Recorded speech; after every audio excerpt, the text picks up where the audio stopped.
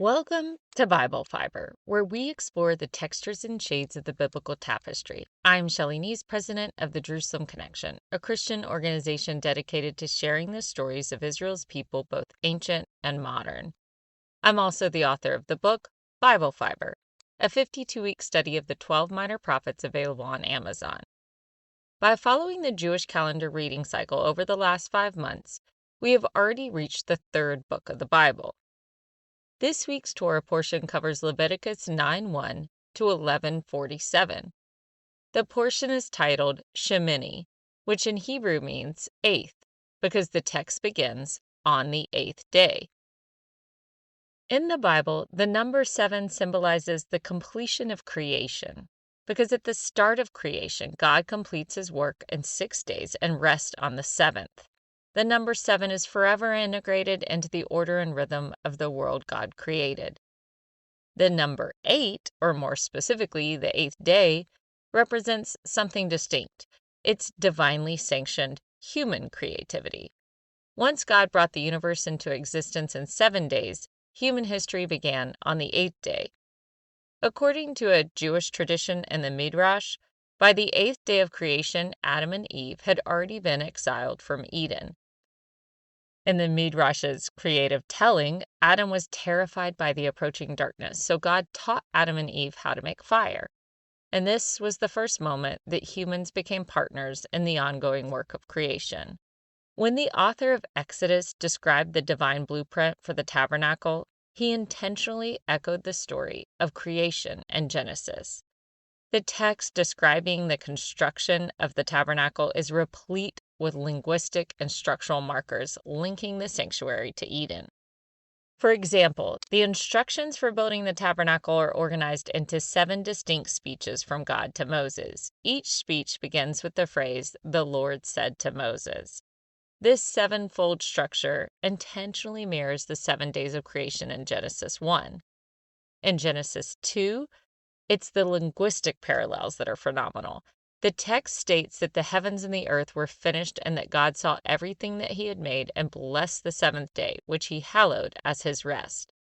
Exodus 39 and 40 use these exact same Hebrew verbs in the same sequence to describe the work of Moses on the tabernacle.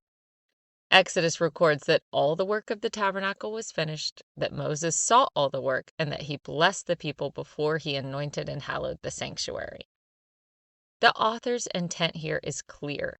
Like the Garden of Eden, the tabernacle is the place where God and humanity can rest together. Leviticus follows the same pattern. In the chapters leading up to today's reading, it took 7 days for Moses, the priesthood, and the people to prepare the sanctuary for worship. It was on the 8th day, the day marked for human action and service to God, that they inaugurated the sanctuary and launched its service. If the tabernacle was a reconstruction of Eden, then the sacrificial system was the mechanism for sinful humans to step back into that sacred space.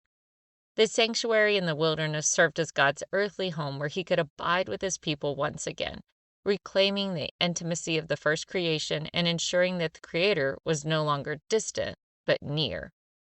The tabernacle, an earthly microcosm of the celestial sanctuary of God, built by the people collectively and voluntarily, is finally operational. Leviticus offers the answer to a post-Genesis world. It addresses the central question of how a people can draw near to God and regain what was lost in Eden. For 7 days, Aaron and his sons remained within the sanctuary to undergo the rituals of ordination. On the 8th day, the priests stepped forward as active participants in the divine order. Previously, the Lord had appeared to Moses and spoken through him, but on this day, the Lord appeared to Aaron. As part of the consecration ceremony, Aaron presents a purification offering, a burnt offering, and a fellowship offering to atone for his sins and the sins of the people. These initial steps were essential for the priests to be purified before they began their duties. Moses told Aaron, "Draw near to the altar and sacrifice your purification offering and your burnt offering and make atonement for yourself and for the people and present the offering of the people and make atonement for them, as the Lord has commanded." Once they finished preparing the sacrifices, Moses and Aaron entered the tent of meeting. The people gathered at the entranceway in anticipation, watching as the priesthood completed the whole assembly. At the climax of the dedication, the glory of the Lord appeared to all the people. Fire came out from the presence of the Lord and consumed the burnt offering and the fat portions on the altar. When the Israelites witnessed this, they shouted and fell on their faces, and God approved of their sacrifices. Until this point, Leviticus emphasizes that all the preparations and sacrifices had been performed just as the Lord commanded. However, the second the priests went off script, acting spontaneously on their own, disaster struck. Aaron's oldest sons, Nadab and Abihu, each took his censer, put fire in it, and laid incense on it, and they offered unholy fire before the Lord, such as he had not commanded them. Just as fire had previously consumed the sacrifices as a sign of divine favor, fire came out from the presence of the Lord and consumed them, and they died before the Lord. The reader is left imagining the horror of the scene. It was all going according to plan when God consumed the offerings laid on the altar, but then the same divine fire consumed the offerors. Aaron's highest high, encountering the power of God so intimately, was followed by his lowest low, witnessing the tragic death of his sons and fellow priest. Leviticus 10:3 attests that after Moses offered a divine explanation that might seem jarringly blunt in the wake of such loss, Aaron just remained silent. From the Leviticus account, it's hard to determine exactly what Nadab and Abihu did to warrant their sudden death. The only stated offense in the Leviticus 10 narrative is that they brought unholy fire before the Lord, such as had not been commanded them. Some biblical scholars suggest they may have taken coals from a common hearth rather than from the bronze altar. Alternatively, they did not follow the correct recipe for the incense that they offered. Leviticus 16 clarifies that they entered the sanctuary at an inappropriate time. It says, "The Lord spoke to Moses after the death of the two sons of Aaron, when they drew near before the Lord and died. The Lord said to Moses, 'Tell your brother Aaron not just to come at any time into the sanctuary, inside the curtain, before the mercy seat that is upon the ark, or he will die, for I appear in the cloud upon the mercy seat.'"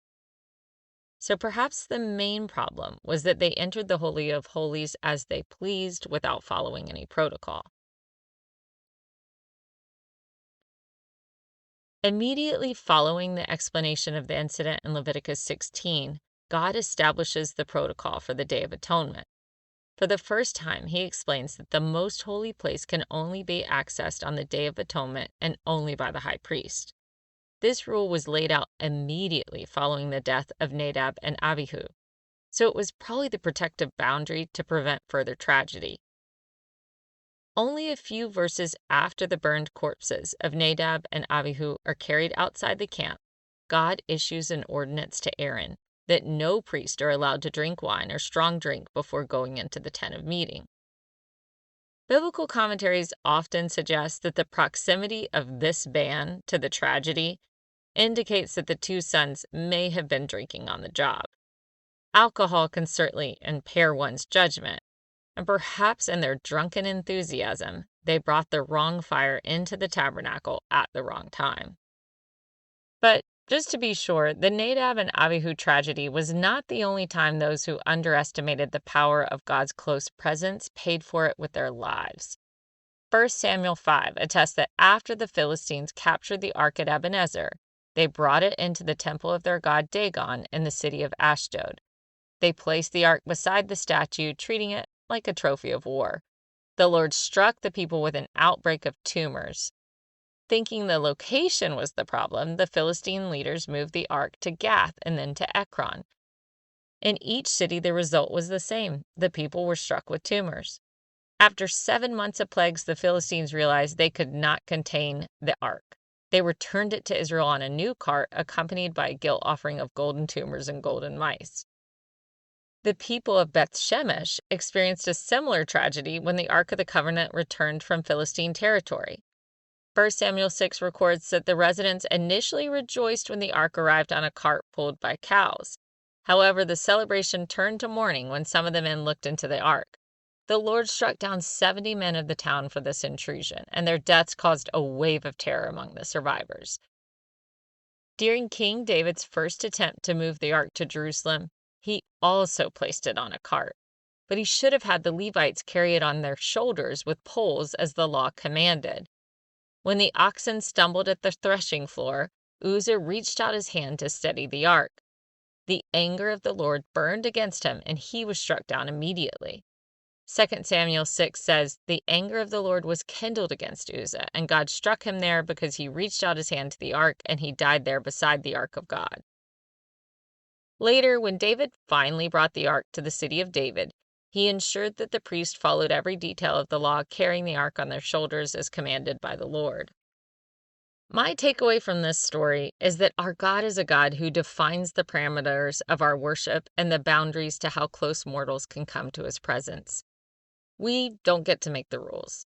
As Scripture frequently attests, ignorance of them leads to death.